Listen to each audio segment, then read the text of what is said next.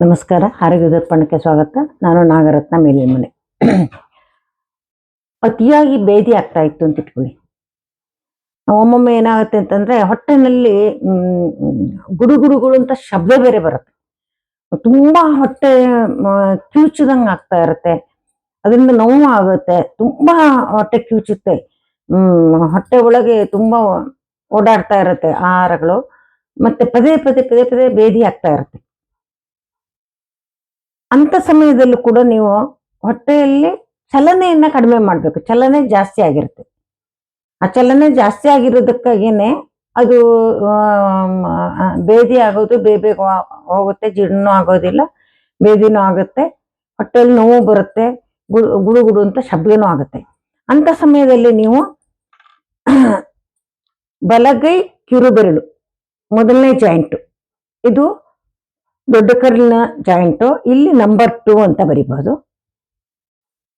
ಅಥವಾ ಅಂಗೈ ಮಧ್ಯದಲ್ಲಿ ಇಲ್ಲೂ ಕೂಡ ನಂಬರ್ 2 ಅಂತ ಬರಿಬಹುದು. ಇಲ್ಲೂ ಕೂಡ ನಂಬರ್ 2 ಅಂತ ಬರಿಬಹುದು. ಇದು ಕೂಡ ನಿಮ್ಗೆ ಹೊಟ್ಟೆ ಗುಡು ಗುಡು ಗುಡು ಗುಡು ಹುಟ್ಟು ಬೇದಿ ಆಗ್ತಕ್ಕಂಥದ್ದು ನಿಲ್ಲುತ್ತೆ.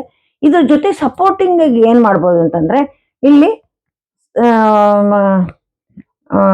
ಯೆಲ್ಲೋ ಕಲರ್ ಅನ್ನು ಹಾಕ್ಬೋದು.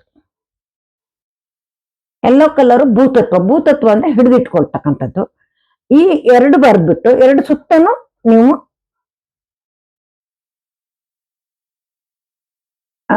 ಯೆಲ್ಲೋ ಕಲರ್ ಹಾಕ್ಬೋದು.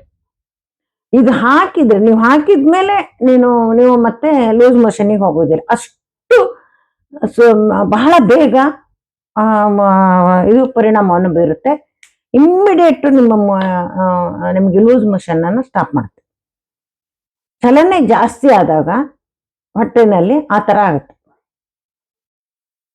ಈ ವಾಯುತತ್ವ ಅನ್ನೋದು ಬರೇ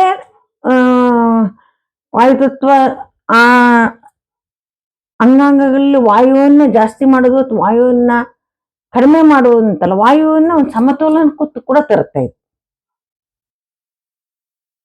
ಎಲ್ಲ ಅಂಗಾಂಗಗಳಲ್ಲೂ ಅಷ್ಟೇ. ಈ ನಂಬರ್ 2 ಅಂತಲೂ ಬರಿಬಹುದು.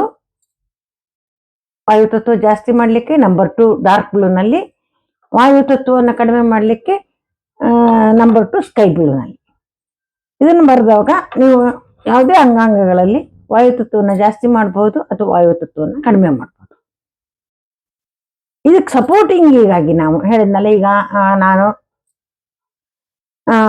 ಆರೆಂಜ್ ಕಲರ್ ಅಥವಾ ಯೆಲ್ಲೋ ಕಲರ್ ಹಾಕ್ತೀನಿ. ಯಾಕೆಂತಂದ್ರೆ ಇದು ಭೂತತ್ವನ ಹಿಡಿದಿಟ್ಕೊಳ್ಳುತ್ತೆ. ಚಲನೆಯನ್ನ ನಿಯಂತ್ರಣ ಮಾಡುತ್ತೆ. ಅದ್ರ ಜೊತೆ ಭೂತತ್ವ ಹಿಡಿದಿಟ್ಕೊಳ್ಳುತ್ತೆ.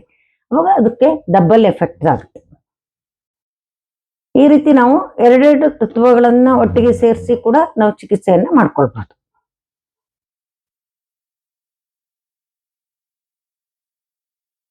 ನಿಮ್ಮ ಅಭಿಪ್ರಾಯಗಳನ್ನು ಕಮೆಂಟ್ಸ್ ಮೂಲಕ ತಿಳಿಸಿ ಮತ್ತು ಚಾನೆಲ್ ಅನ್ನು ಸಬ್ಸ್ಕ್ರೈಬ್ ಮಾಡುವ ಮೂಲಕ ಪ್ರೋತ್ಸಾಹ ನೀಡಿ.